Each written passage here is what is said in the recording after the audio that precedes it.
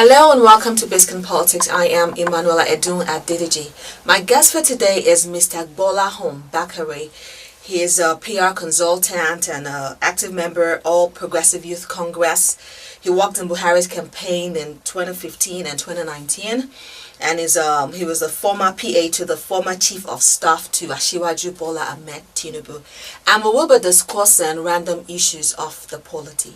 You're welcome, sir. Okay. This is your first time here. Yes. So I have a recent culture to ask my guests about their Nigerian experience. So from the moment you knew the word go, discovered yourself to be, because we have a stage in our lives where we're oblivious about what's going on in our lives. But then from the moment you knew yourself as a person, as a human being, and as a Nigerian, till date, how's it been? How's the experience been? Well, it has been wonderful to be a Nigerian, I must say. It could be tough. It takes a real determined person to be a real Nigerian, because it's not easy out there. No Nigerian will tell you anything is rosy out there. Because we know Nigerian are always on our toes, 5 a.m. and round the clock. But then I must say, it's good to be a Nigerian. Even all over the world, they appreciate Nigerians come out, man. Fine, we might have one or two shots coming, talking about leadership and all, and the way our politics is being played. But then we know we'll get there. It's just it's a gradual process. But it's really good to be a Nigerian, I must confess. Okay, you're a politician. Yes, I am. What type of politics will you say is practiced? I'm deducing that from what you said earlier on, the way the politics is being played. How is the politics played here? When we look at our politics from inception, we always know that it has always been politics of money, where people believe I can just get money from a loan from a bank, I get a loan from the bank, and at the end of it, I'll just go there.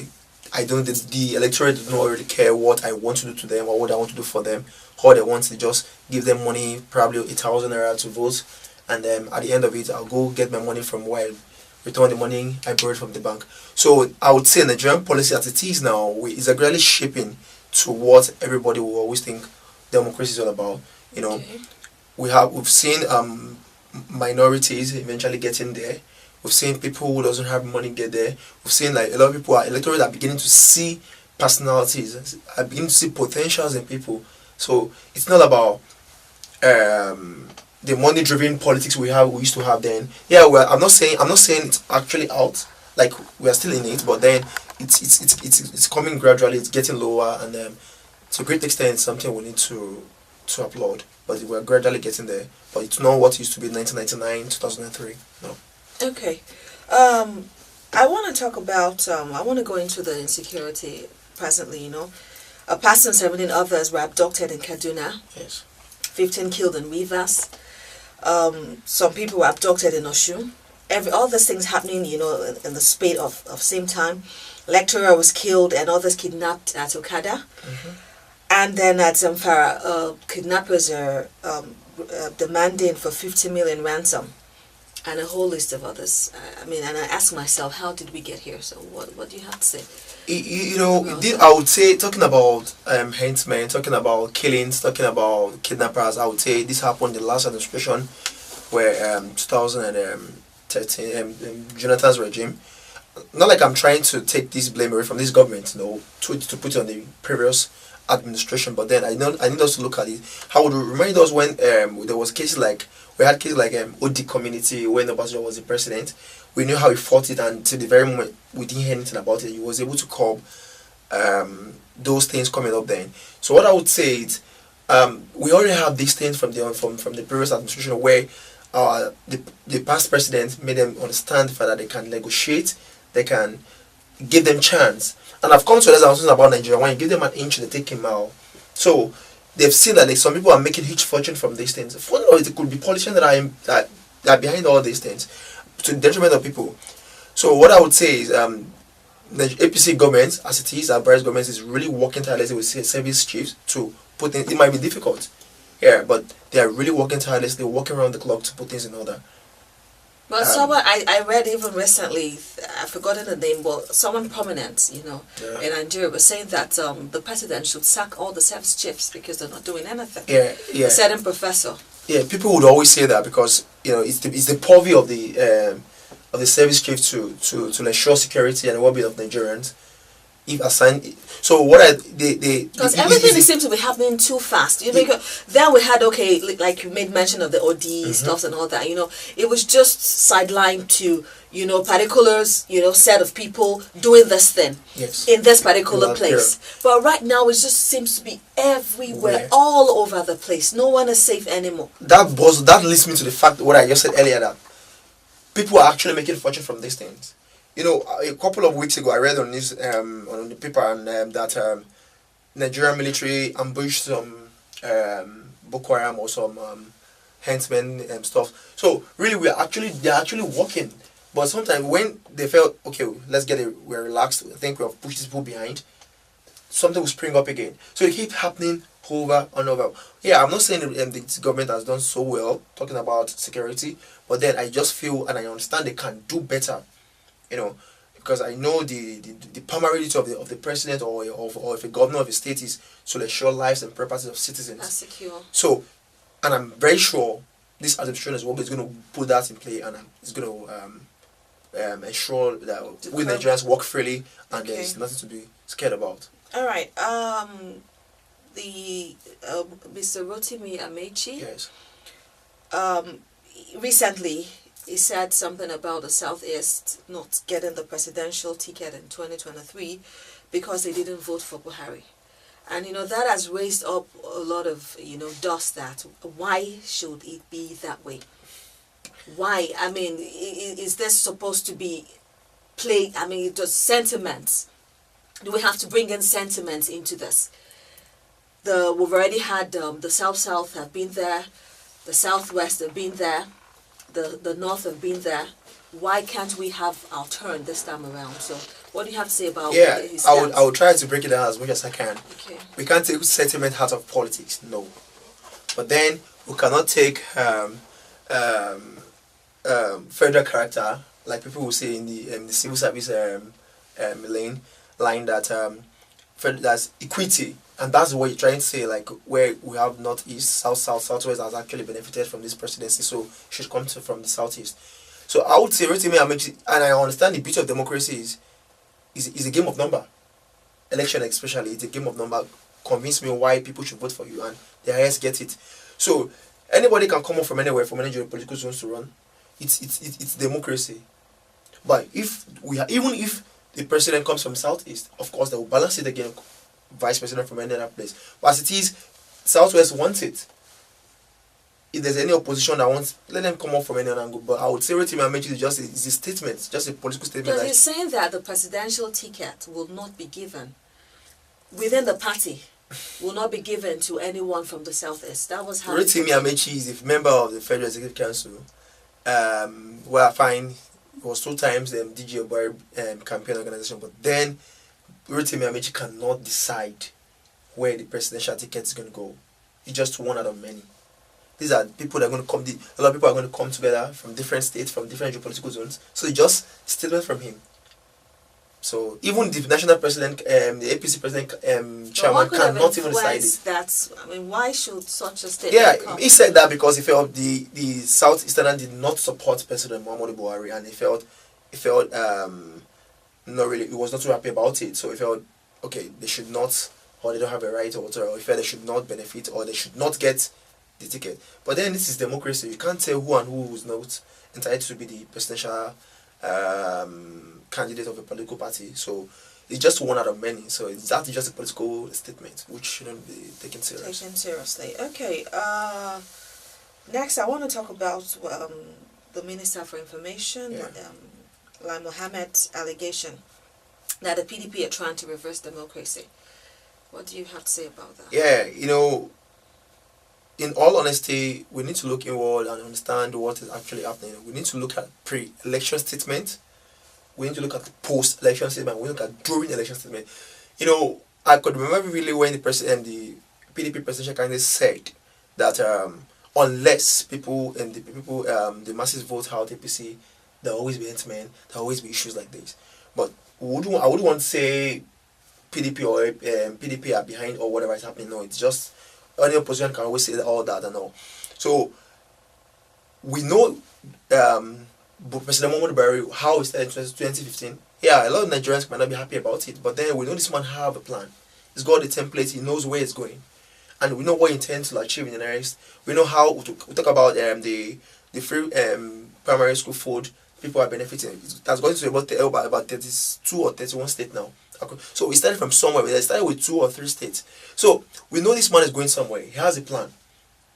Now, you now imagine somebody who is going to bring in PDP or whoever government, the opposition on board, like dragging this plan back. I would make How is it dragging it back? Yeah, you're gonna have a different plan. Take an instance when it says it's going to privatize NPC. Why would you privatize NPC? To who? To your friends. Why? These are things we need to look inward and look at. And this we used to know that NPC used to be the only source of income in Nigeria. Now we're beginning to see from different ways. Now we all know that we're able to save about 244 billion naira from rice importation. So a lot of things look at our foreign reserve has grown from to $48 billion just from 2015 to 2019. So these are things we need to look inward. When Buhari came in, how much do we have in our foreign reserve?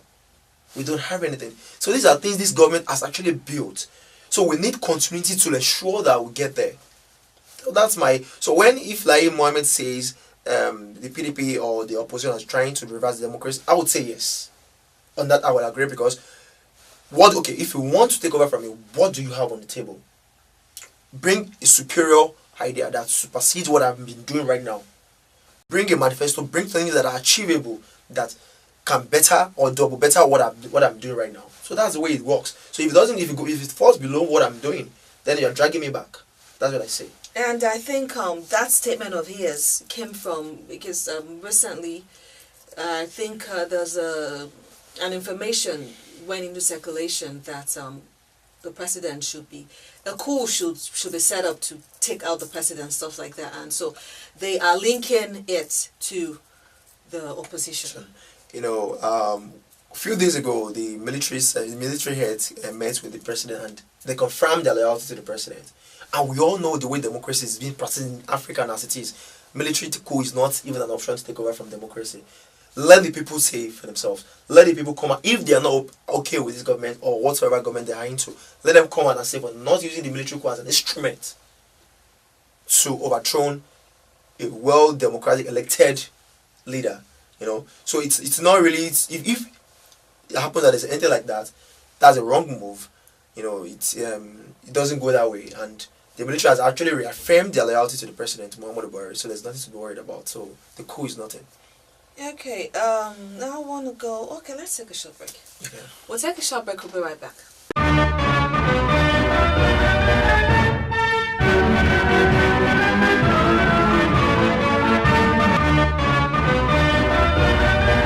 Welcome back. You're still on to Biscon Politics, and we're discussing random issues of the polity. Now, sir, according to Ahmad Lawan, it says the Southwest deserves the presidential ticket of the APC come 2023. In 2019, plans are being made for 2023. What's your view about that? Yeah, Ahmed Lawal is a stakeholder in APC, and I respect his view and his opinion. So if he's saying his APC Southwest deserves it, well, yes. Southwest are actually clamoring for the presidency, yes, because we Southwesterners have actually fought tirelessly to ensure that President Muhammadu Buhari got this his presidency, and in a way we've been very hopeful to ensure that he's having a successful tenure. So really, Southwest have actually been majorly, I won't say the major brain bust, but I would say they've been helpful to ensure a good governance. So if others are clamoring for democracy and for presidency, yes, it's very possible, and we have competent people that can. I want to ask feel this it. question: If the Southeast are not, shown relevance or given relevance, I don't think it's going to go down well with them, because already a part of them are wanting to cede out of the country. They form their own. Even I think the leader Kanu is saying that there should be a seat at home on the 30th of May by the Biafrans. You know, so will that not stir some, some muddy water? Will it not create something that will be difficult to handle? Something that might just be blown out of proportion? Yeah, that reminds me of a person I answered first, talking about Amichi's statement. I made it clear that this is election, this is democracy. Fine, we cannot overemphasize or overstress this zoning thing. Yeah, it's very important. But at the same time, we have to look at it from this way. This is democracy. We cannot put our democracy ahead of the zoning thing. No. It is when we have a good democracy we can talk about zoning. So, if the Southeastern thinks they want somebody, they want to run, nobody's going to give them freely like take. No. This is democracy. Come up, bring your candidate up. Even from APC, PDP, bring anybody up. And if the Southeastern are interested, let's see. Let the people test it's a test of popularity, for God's sake. And test of ideas, ideologies, and manifestos. Let them bring up anybody that wants to from any Southeast and Southwest, and let's see how it goes. So it's not like anybody's going to give it to you, Southwest, this is your turn. No way. This is democracy, for God's sake. And our democracy is very important, and very, very important to us, very dear to us than geopolitical zones. But the people, because I was having I listened to a conversation, and they were saying that, look, our politics has always been, people could always predict what's going to happen. I mean, even if you look at it, some people refuse to vote, going out voting, because they're like, why do I stress myself? Those people already know who is going to be there. Mm-hmm. You understand what I'm saying? They already know who is going to be there. So I'm just, because people are a bit agitated about that statement of his. They're quite agitated, and they feel that the clout, if the clout is behind the Southeast, if the political clout focuses on that zoning, focuses on the Southeast being president come 2023, then it will be attainable. That's why I'm still wanting you to really, really talk about that. Yeah, I get your point very well. Because those people are being marginalized right now. They feel marginalized. You can't say they feel marginalized. They dominate, I think, about 40% of the Lagos population at the Southeastern. So, they in a way, they swing Lagos election. So, we can't say they're being marginalized. But what we need to look at, are they ready to be even be president in this country? So, I don't want to go really deep into it because I don't want to sound ethnical. I don't want to be too biased about it because I understand. No, you shouldn't be biased. I'm not actually. But I'm trying to say that where I wouldn't want a situation where they were like Igbo against whatever. No, what I'm trying to say is simple and sure. Like, this is democracy. If they feel they can do it, let them bring anybody up, probably from APC, from PDP, and of course we have a transparent and a free primary. They can run a free primary election, and whoever emerges will get the ticket. So they're expecting the political machinery to just fall in play for Southeastern, and it's not going to go that way. No. Okay. It's not going to go that way. Now, the opposition is demanding that Justice Zainab Bolkachua to step down. That she should step down from the Election Petition Tribunal because she has relatives that are card-carrying members of APC. That allegation or that person is very, very laughable because how many references I can even refer the oppositions to talking about Mary Odili when the husband was the governor. She was a justice in the appeal court. Talking about this current Wike, Eberechi Wike, she's a judge in the current judge in an appeal court in River State. We have many people a lot of Binta Yanko, and to mention about a few. So we're saying that Zainab's husband's she's a wife to Governor Senator-elect from Bauchi. So therefore, why should she resign? Okay, do they have judicial conduct code that is contrary to that? There's nothing like that. Do we have? Is it against 1999 Constitution as amended? No. So there's no judicial code of conduct that backed up that she should have no right to whatsoever to preside over any political. And this woman we're talking about, she has actually presented over high profile political cases. She gave the judgment on Usman Abubakar against David Mark, and then her husband was the same party with Usman Abubakar, and she reaffirmed David Mark's re-election. So what I was saying here, she made a free and fair judgment, leaving the fact that her husband belongs to the same party with Usman Abubakar. So let's just erase this fact that that she's a card carrying member, or her husband, in as much as she's not partisan. She is the figure here, and her husband is not the person facing her in court. So it's two different things entirely. So I see no reason why they should just PDP. This opposition, they've got learned people, so they shouldn't come up with this. It's for me, I'm not a lawyer, but it's really out of it. It's really out of it. I took my time. I read about it because to get my opinion about it, and I found that it's against there's nothing like that in the code of conduct, judicial code of conduct. So why would you bring it out like to tell her to resign or to step down from the chairmanship? No, it's out of it for me. It's not something we need to even look into at all. All right, let's go to the economic aspect. What's your view about marijuana as an export produce and source of revenue for Ondo State? When I read it, I was very happy. At least somebody's actually thinking outside the box. Fine, we've heard about medical cannabis out there and how countries are actually adopting it, and we're seeing the importance. We know medically this is good. Yeah, we talk about we abused it, yes. So, and that is why we have issues if the government can redirect the energy in combating cannabis in Nigeria on cultivating, this is something we can cultivate across the country. If Thailand in less than about by 2025 they are projecting $5.48 billion from medical cannabis. So that's for just Thailand.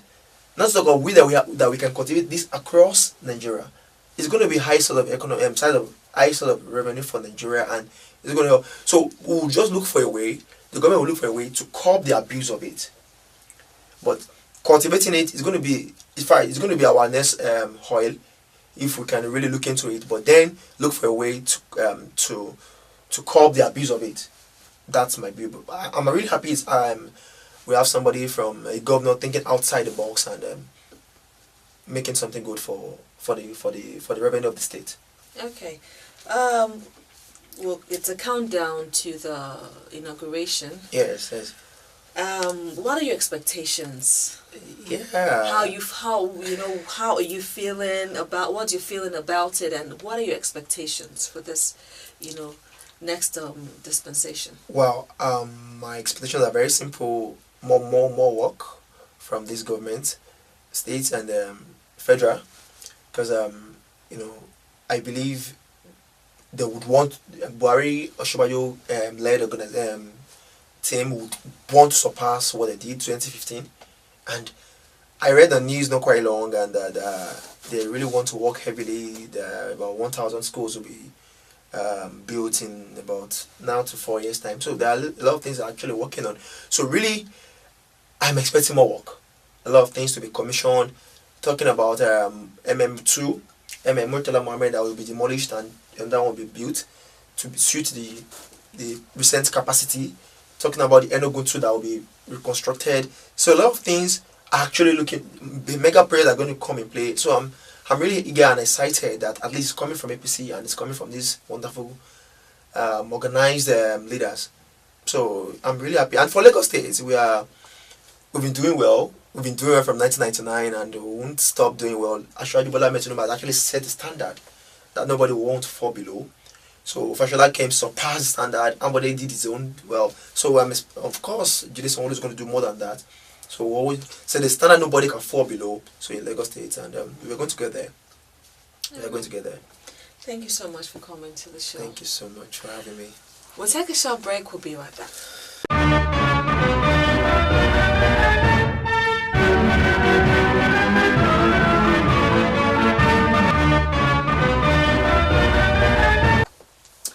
And that's all we have for you today on Biscon Politics. Thanks so much for watching. You can watch Biscon Politics on the go through the Biscon TV app, which can be downloaded on Apple Store for iPhone or Google Play Store for Android. And then you can also live stream us on www.biscontvlive.com. Till I come your way again, remember, your choice determines your lot. Choose wisely. Bye for now.